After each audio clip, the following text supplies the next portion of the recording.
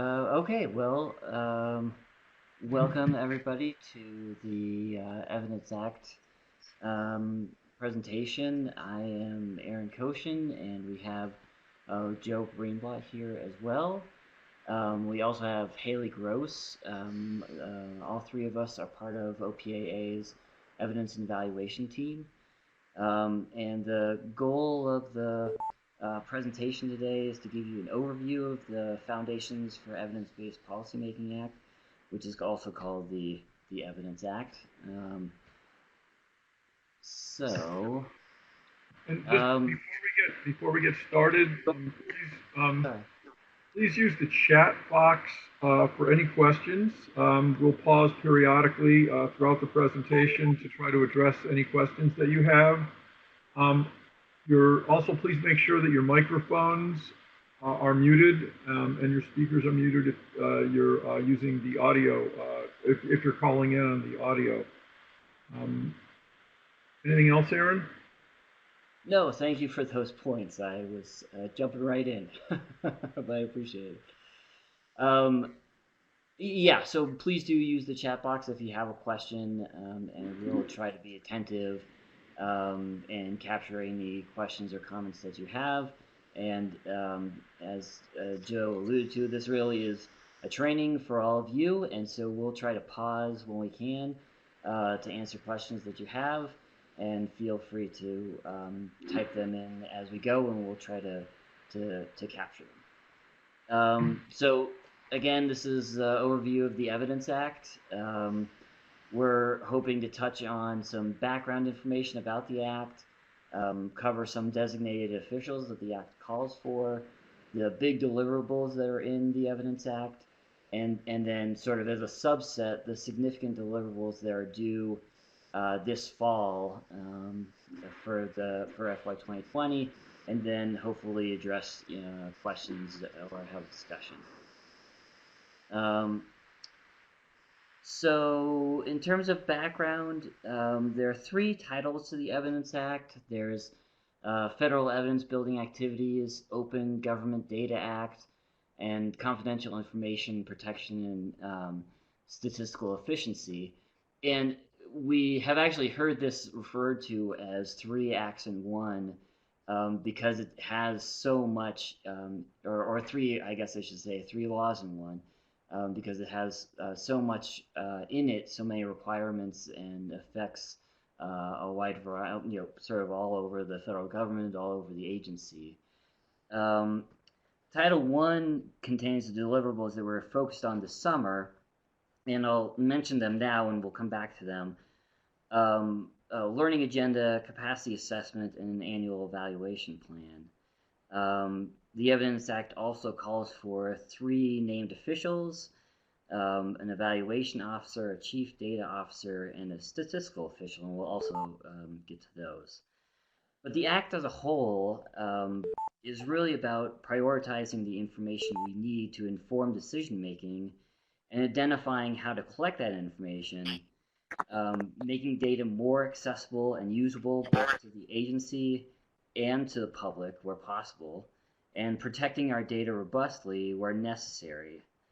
And we have sort of a couple of bullets that we pulled here for about kind of the vision that the EPA has for implementing the act. Now I'll just read the first one where we're saying we'll systematically identify the most important evidence the agency needs to advance our goals and ensure we use high quality data and information to inform our policy and decision making. And that's really the idea is this is all about kind of priority setting and identifying what's the most important information that we need in order to kind of move forward as an agency.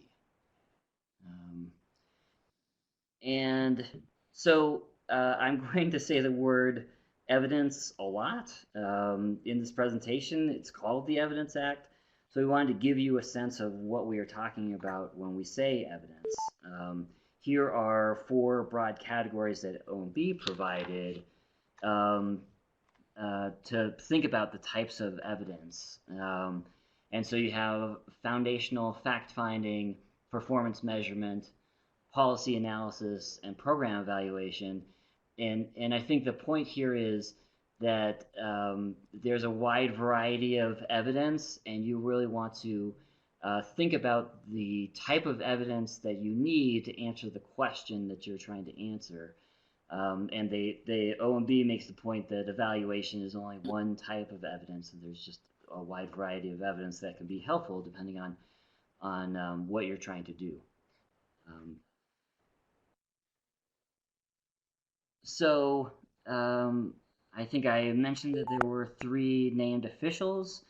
Um, David Bloom is the acting evaluation officer while we hire for that position, and obviously in OCFO.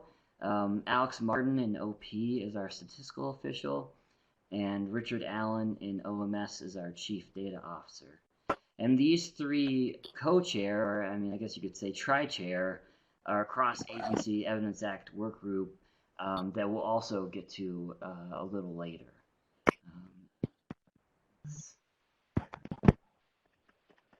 So the evaluation officer leads the development of the learning agenda, the capacity assessment, and the evaluation plan. Overall, the evaluation officer helps the agency identify and carry out the right evidence building activities for the big questions that the agency needs to answer to advance its goals.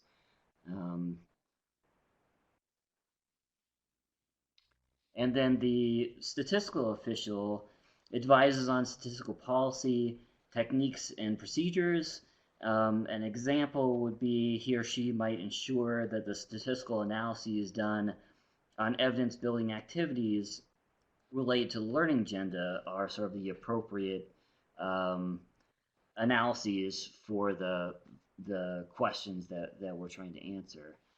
And then the chief data officer is responsible for the life cycle of data management and manages data assets and chairs the EPA Data Governance Board. And I think I had also already mentioned that all three of them sort of co-chair the Evidence Act work group.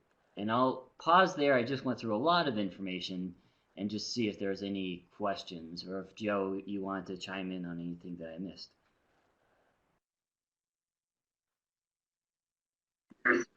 On the chat. Okay. Okay, well, I'll keep going. Again, please, if you have a question, jump in, or put something in on the chat.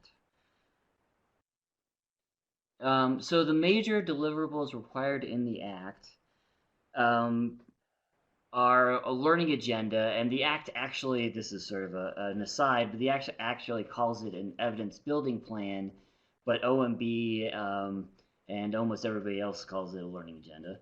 A capacity assessment, an annual evaluation plan, open data plan, and enterprise data inventory.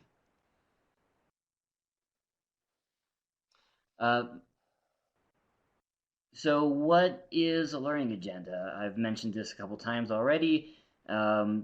This is a priority setting exercise where we identify the most significant work the agency does, where we need to learn more to improve, and that's kind of the important part of the, or sort of nuance here, because the agency has a lot of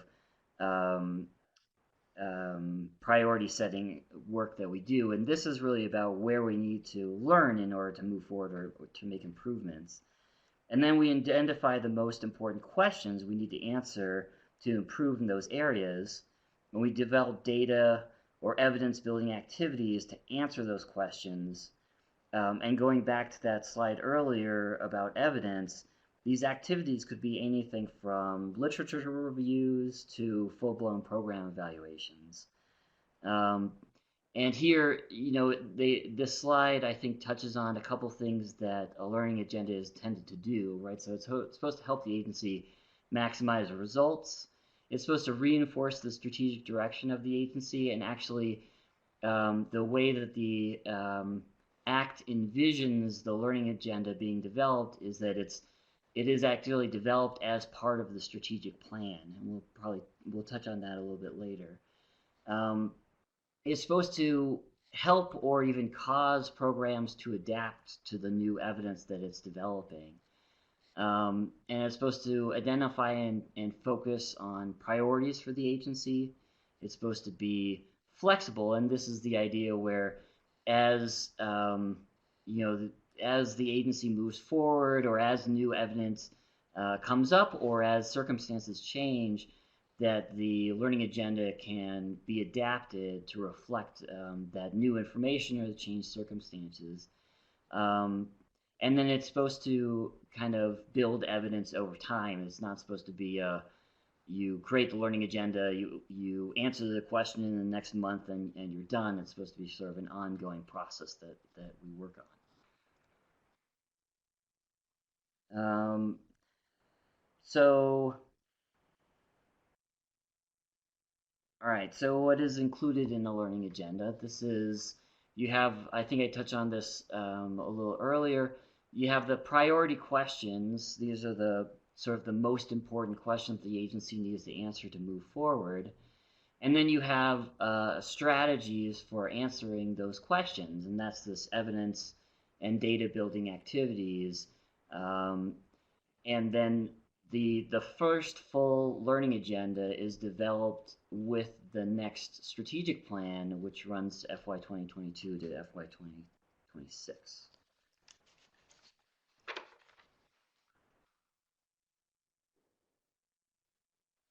We'll go here. So this is sort of a nice visual on the steps to developing a learning agenda.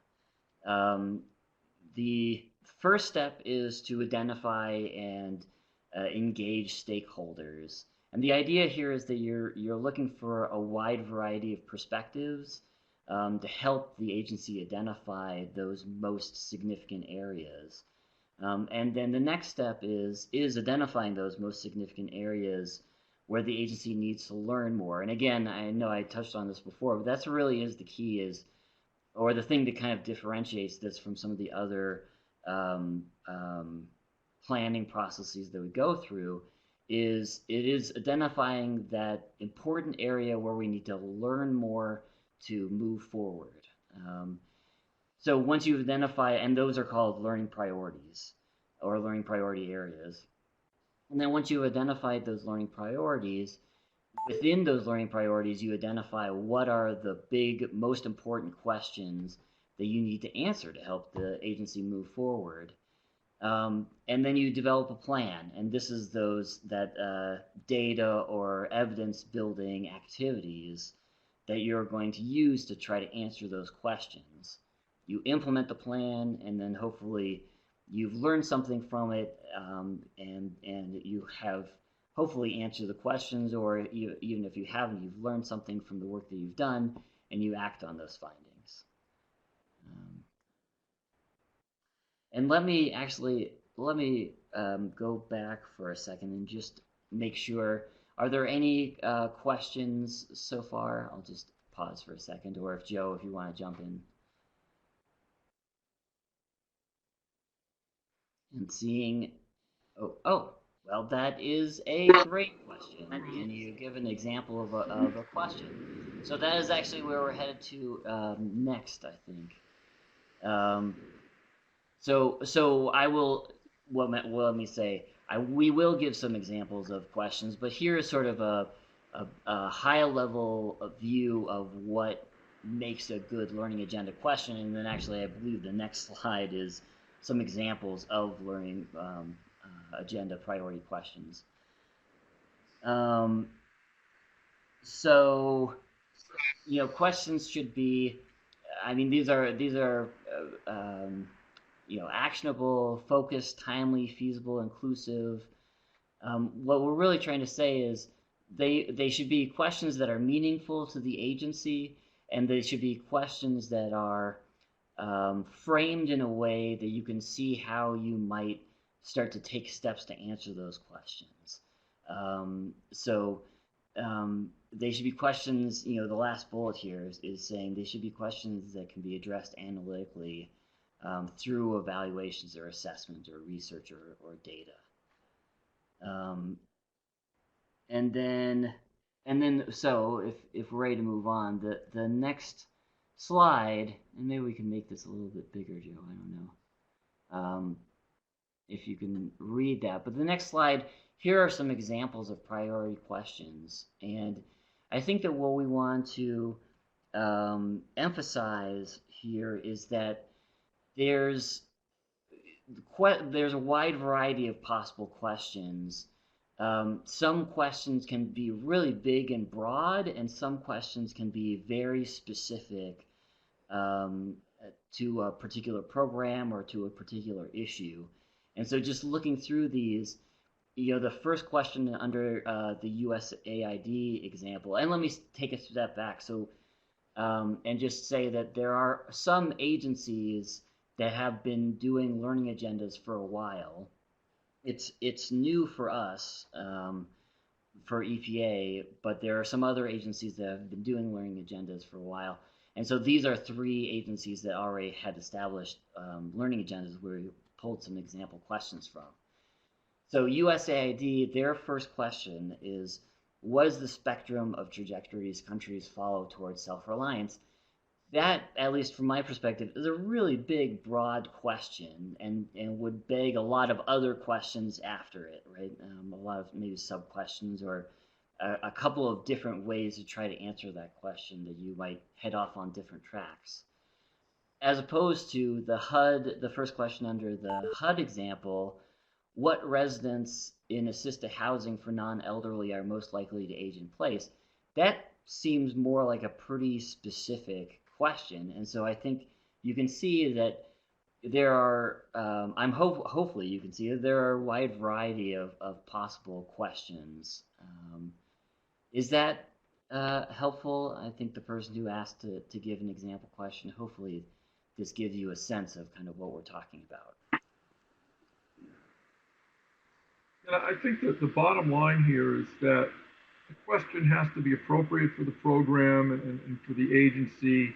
There's probably as many different appropriate questions as there are, agencies in the federal government. When we look across the learning agendas that have been developed, it's just a wide variety of questions. So we're learning as we go and kind of feeling our way through what the right level of questions will be. But it's probably that we're going to end up with questions that are at different levels of detail based on the nature of the priority area, the learning priority that we're trying to address. Yeah, I think that's really well said. It's sort of, unfortunately, it depends. Okay, I'm going to move on to the next slide here. Okay, so what is a capacity assessment? This is really the agency looking at itself to identify strengths and areas that need improvement around the work we are asked to do related to the Evidence Act. And you can see here we have the first full capacity assessment is due with the next strategic plan, again, that runs from 2022 to 2026.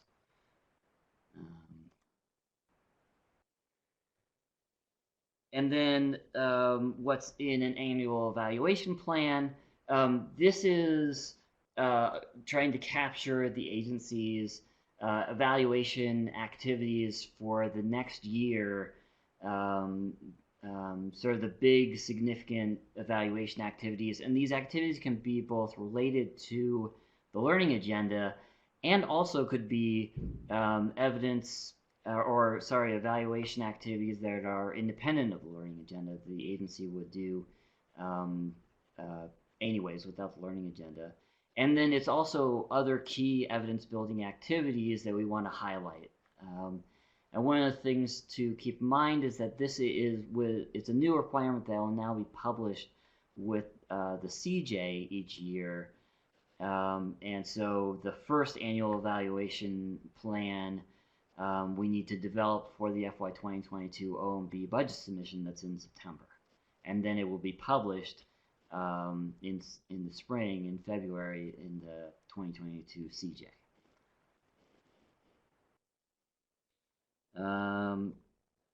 And then let me just pause if there's any questions about that before we move on. And it looks like I don't see any, so I will move on.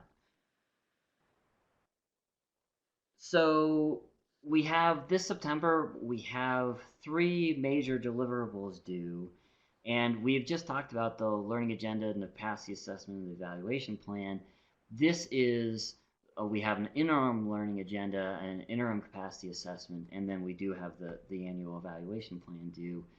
And the reason for, or our understanding of the reason for the interim element of these deliverables is that we are kind of in the middle of the current strategic plan.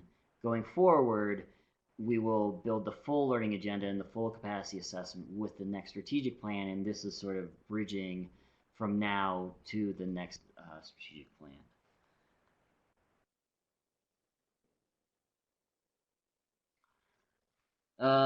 So what have we done so far? In December, the COO and the administrator worked with the EMC to identify focus areas for the interim learning agenda. Again, we sort of the learning priorities, right? And this is grant commitments met, and it'll be, or is led by Robin Richardson. Drinking water systems out of compliance, that's being led by David Hinden, and workforce succession management being led by Lenan Hitchens. And then in February, those leads started engaging with internal and external experts to develop the priority questions for the interim learning agenda. And those are actually due, the sort of first cut at those proposed priority questions is due this Friday. And then we had our kickoff meeting with the agency-wide Evidence Act work group in April. And we have pretty much identified our approach for the interim capacity assessment. And we did that in May, and also the COO issued the Evidence Act policy memo.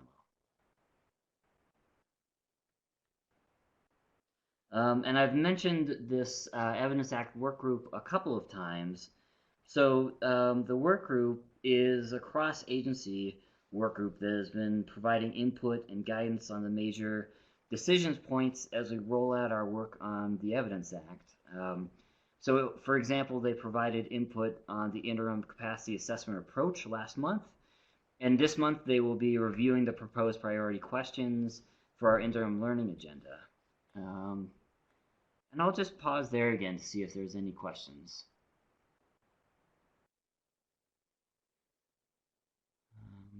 Or if Joe, if you want to jump in with anything. Otherwise, I'll just move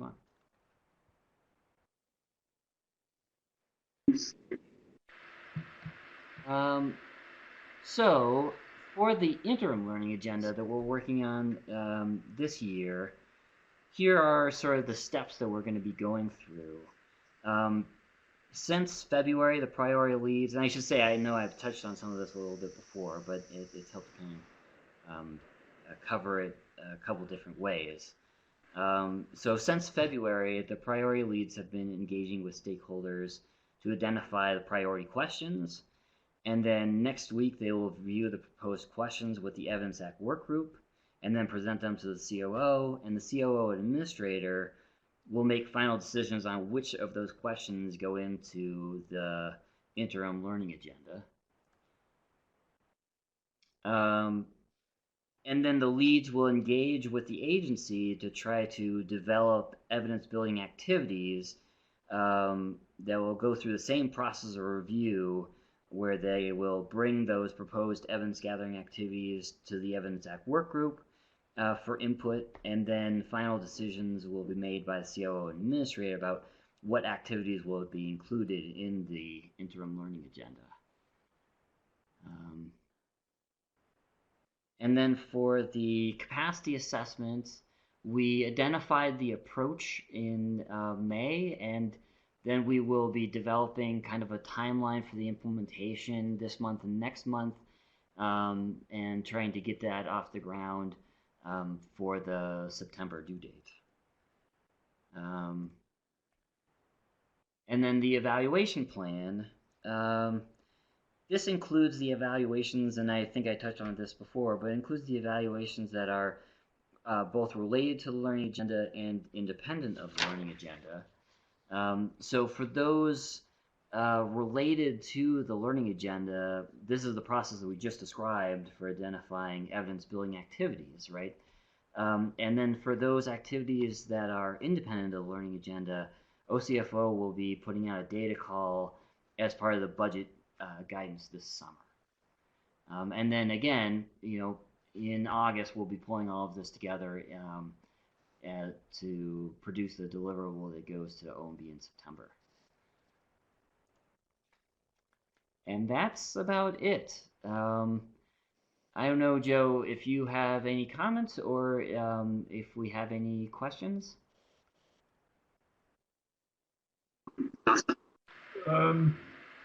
Don't have any additional questions in the chat.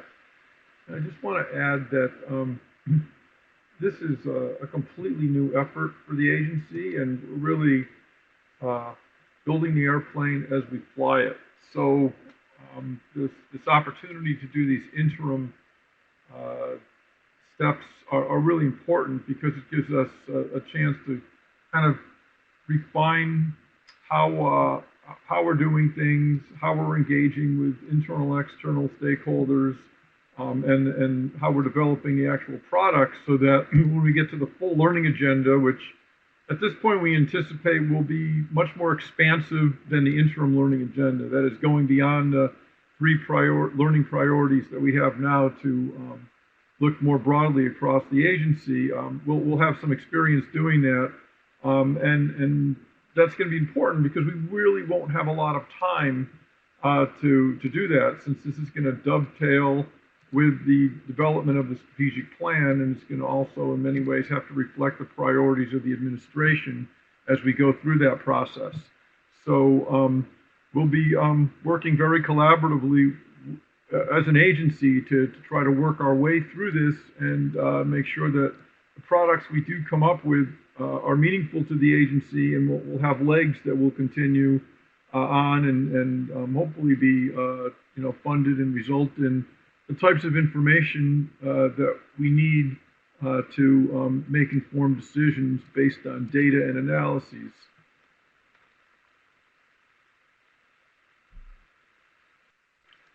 And yes, we will be sending, I believe all the slides will be posted from this, and also the webinar is being recorded, and there'll be a recording of the webinar also posted. So if you liked it so much that you want to watch it again, you'll be able to.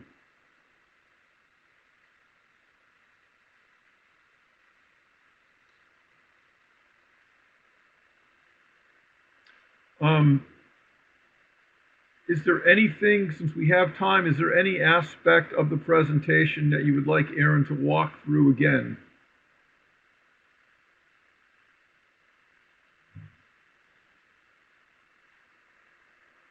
Looks like a few people are typing.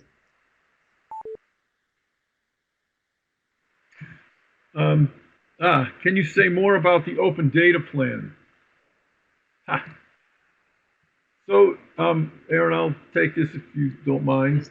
The open data plan is being developed by OMS, and Richard Allen is the lead for that. Really, the open data plan is something that the agency has been doing for a little while, I believe. It involves describing how we're going to make our information assets available to the public while also protecting confidentiality. I think it's something that we update regularly, and I don't think that the law actually adds anything new. It's kind of codifies something that was already ongoing, together with the data registry that the agency has. But there's a data governance board that Richard Allen has developed pursuant to OMB guidance and the law. And they will be really in charge of developing that. And so I would suggest, for more information on that, because I don't really have any more, feel free to reach out directly to Richard Allen in OMS. He's the agency's chief data officer again. Next question is, who do you consider stakeholders? Well, stakeholders are going to be different depending on the learning priority area and the priority questions.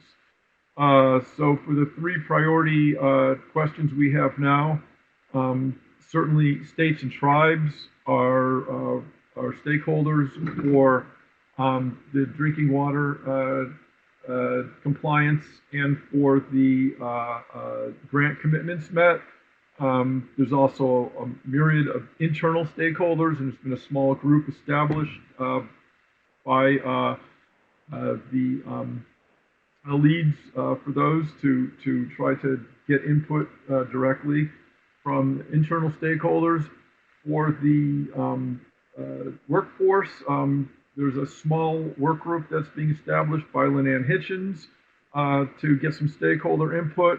We're also doing some outreach to some external groups that have been doing work on the future of the federal workforce, and that includes OPM, IBM Center for Government, the Partnership for Public Service, and many others we're considering as well. For that particular area, we're just at the very beginning of it. I think the other 2 groups are a little farther along in identifying their stakeholders. Yeah, and I think that in general, and I think, who do you consider stakeholders is a great question. And I think the answer is, and maybe this is sort of an obvious answer, is it depends. And we really have engaged the priority leads, the leads for each of the areas, to identify the stakeholders that they think are important. And as Joe touched on, both internal stakeholders and external stakeholders. And that's part of the value and the input that we're looking for from the Evidence Act work group, is to be some of those internal stakeholders and represent a viewpoint from across the agency. And then Patricia Murphy has a question saying, so then the idea is for this activity, I imagine the activity is the learning agenda, to expand to involve every office program where each one has specific program-related questions that can be addressed. So I think I don't know, Joe, if you have a comment on this, or I can go. Yeah, I mean, I think that that is something to be decided as we move forward.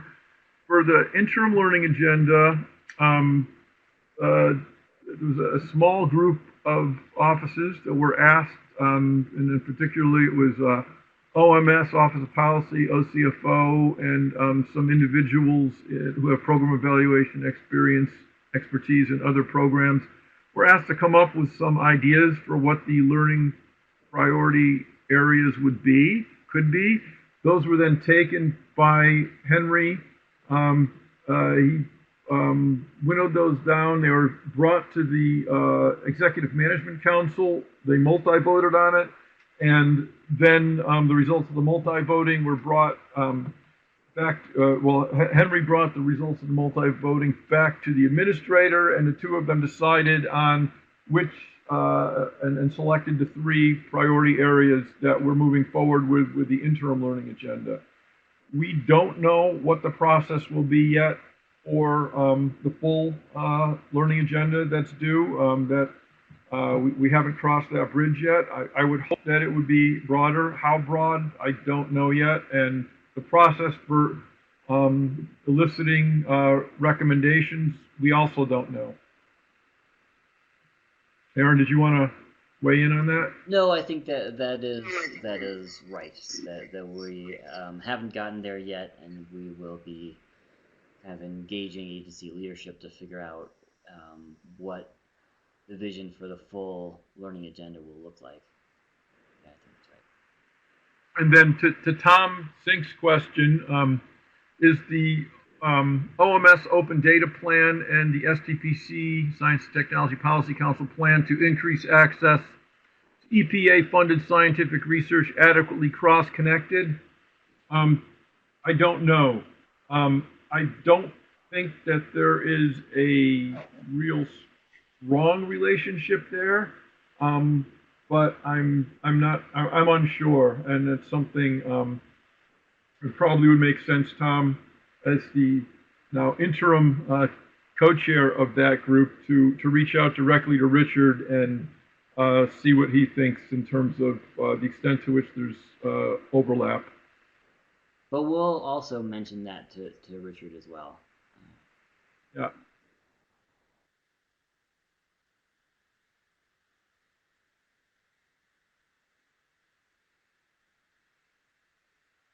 These are really good questions. Are there other questions anybody has, or follow-ups from the earlier questions?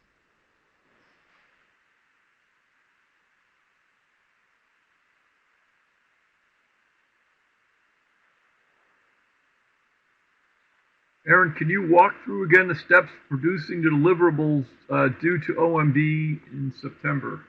Sure. Let me go back a little bit here. Um, Here we go. Okay, so the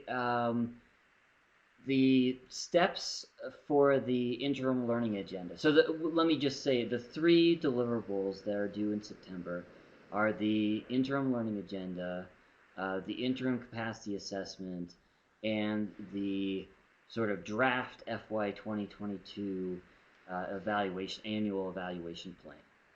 So just starting from the interim learning agenda, um, this slide kind of shows what we have done so far.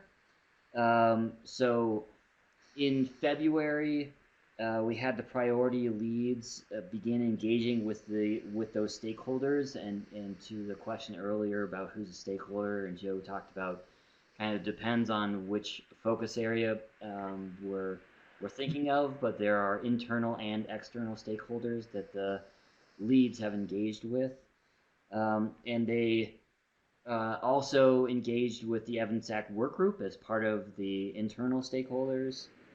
And they've been doing that engagement to identify the priority questions. So these are, what are those big questions the agency needs to answer to move forward in these areas that they're working on. And then next week, the priority leads will review the proposed questions with the EVANSAC work group, and then they'll meet with the COO to go over those proposed priority questions, and then the COO and administrator will make a final decision on which questions go into the interim learning agenda. And that will hopefully happen in the next few weeks, actually. Then, once we've identified what those big questions are, the leads will engage with the agency to develop evidence-building activities. These evidence-building activities are how we will answer those questions. And once they've developed, so sort of like strategies for answering those questions, right? And so then once they've developed those evidence-building activities, they'll go through the same kind of review process where they'll meet with the EVANSAC work group to get their input and feedback. And then they'll meet with the COO, and the COO and the administrator will make final decisions on which evidence gathering activities or evidence building activities the agency will engage in, and those will be part of the interim learning agenda as well. Because the interim learning agenda is both what are the big questions that we need to answer, and then how are we going to try to answer those questions. And Aaron, if I could just jump in on that for a second. Please. Kind of two important points. The first is that not everything has to be done or funded in the first year. These are supposed to be long-term agendas, long-term strategies that might take several, 4, 5, 6 years to address. There might be a sequence of activities that need to occur with the results of one activity being completed before initiating another activity.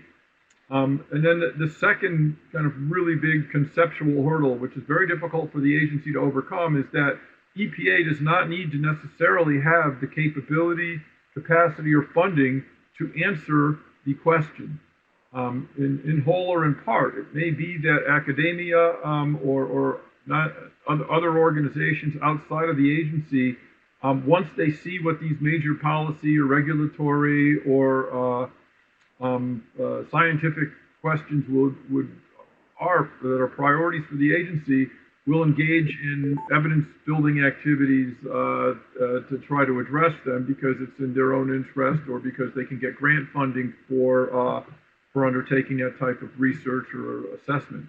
So I say that's conceptually difficult because we as an agency are always historically hesitant to propose something that we don't feel we can put into our budget. But this is supposed to be a slightly different type of exercise, more akin to a research agenda that would be put out by the National Science Foundation or other organizations where we're really identifying what the big issues are and hoping that others will help the agency contribute to finding the answers to those. Yeah, that's very well said. Thanks. Okay, so then the interim capacity assessment, and actually one of the things I should say about this is the interim capacity assessment is really just identifying what our strategy is for the full capacity assessment. And so in March we in May we identified what that approach was, and we then now we are developing a timeline for implementing that approach, and really some combination of what the approach is and what our intended timeline is probably will be what we submit to OMB in September. And then let's see here. And then the evaluation plan, again, hopefully this was reasonably clear, but the idea is that it includes both the evaluations and evidence building activities that are related to the learning agenda that will be started in FY 2022, and activities that are independent of the learning agenda will also be included in the annual evaluation plan. So for those activities that are related to the interim learning agenda, gathering those together will be that process that we described for developing the learning agenda. They're the evidence building activities that are in the learning agenda. And then for the activities that are independent of the learning agenda, OCFO will put out a data call as part of the budget process that's coming up this summer. And then we'll pull all of that information together to build the evaluation plan to be submitted this September. Joe, did you have anything to add on that one?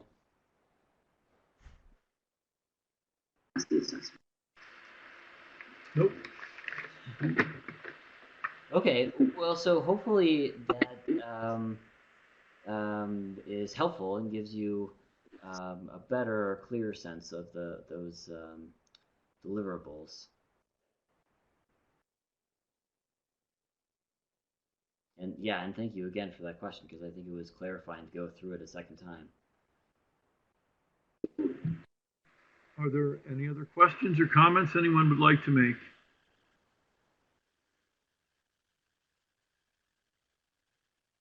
If not, we can give you back some time. And thank you all for participating. Again, the recording of this webinar will be posted. I forgot exactly where, but it's in the information sheet. And the slides also will be made available. Aaron, Haley, myself, and the other members of the team will be happy to follow up with any questions you may have offline. Please just send us an email or give us a call. Thank you very much all for participating. Aaron? Yep, thank you very much. Yep, thank you very much.